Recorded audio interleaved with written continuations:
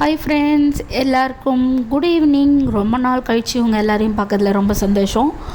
நாங்கள் பார்த்தீங்கன்னா செவ்வாய்க்கிழமை சிறுவாபுரி கோயிலுக்கு போயிட்டு இருக்கோம். பார்த்திங்கன்னா இது 3வது வாரம். போன வாரம் பார்த்திங்கன்னா நாங்கள் ஒரு சாமி பார்த்துட்டு வீட்டுக்கு வர்றதுக்கு 2.5 மணி நேரம் ஆகிடுச்சு. ஸோ இந்த தடவை கொஞ்சம் சீக்கிரமாக கிளம்பிடலான்னு பிளான் போட்டு வீட்டிலேருந்து ஒரு 2 o'clock கிளம்பியாச்சு. நாங்கள் அங்கே ரீச் ஆகும்போது 3:10 கரெக்டாக டைமு.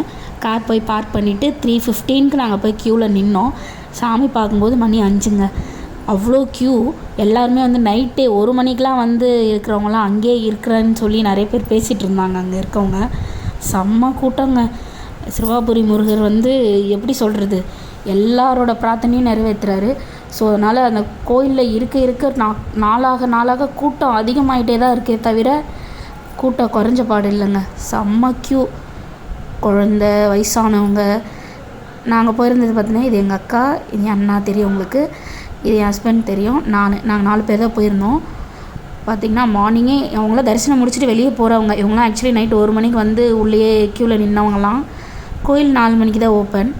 ஸோ 4 மணிக்கு அப்புறம் தான் க்யூ மூவ் ஆக ஆரம்பிச்சிது. எப்படியோ கொஞ்சம் சாமி கிட்டே போயாச்சு. இன்னும் கோபுரம் கிட்டே நம்ம இன்னும் ஒரு 2 minutesல ரீச் ஆகிடுவோம். இது கோபுரத்துக்கு வெளியேங்க மேலே வால்ஸில் இருக்கும். ரொம்ப அழகாக இருக்கும் அந்த பெயிண்டிங்லாம். நீங்கள் போனீங்கன்னா கண்டிப்பாக அதெல்லாமே நோட் பண்ணுங்கள். கோபுரத்துலேயே நிறைய டிஃப்ரெண்ட்டானதெல்லாம் இங்கே சிறுவாபுரியில் இருக்குதுங்க. நீங்கள் போனீங்கன்னா கண்டிப்பாக பாருங்கள். எப்படியோ கோயிலுக்குள்ளே ஒரு வழியாக வந்தாச்சு. இன்னும் கொஞ்ச நேரத்தில் நான் சாமி பார்த்துருவோம்.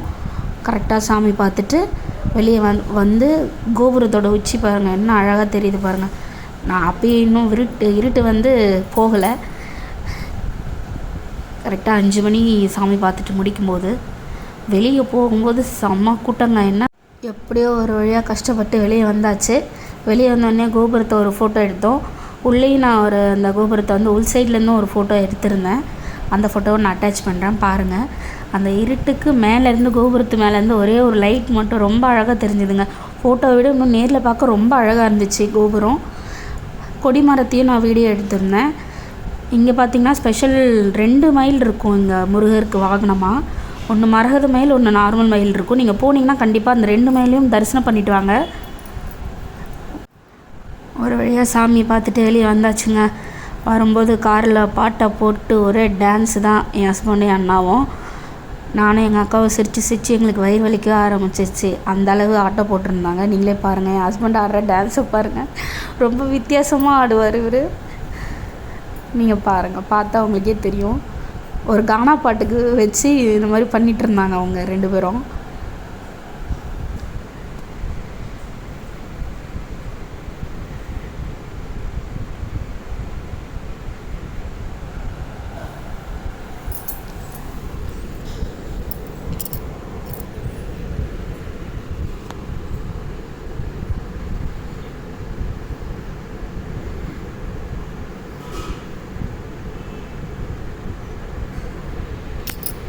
எப்படா அந்த பாட்டு முடியும்னு இருந்துச்சு.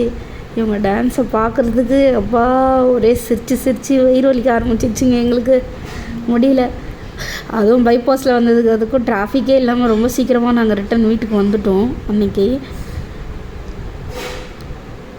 பாருங்க, இந்த மாதிரிலாம் பண்ணால் எப்படிங்க சிரிக்காமல் இருக்க முடியும்? செம்ம சிரிப்புங்க அன்றைக்கி. எங்களுக்கு முடியல. ரொம்ப அழகாக இருந்ததுங்க. ஃபுல்லாக பனிங்க. நம்ம வெயில் காலம்னு சொல்கிறோம், ஆனால் இந்த சிவராத்திரிக்கு அப்புறம் தான் இந்த பனி பெய்யுறது நிற்கும்.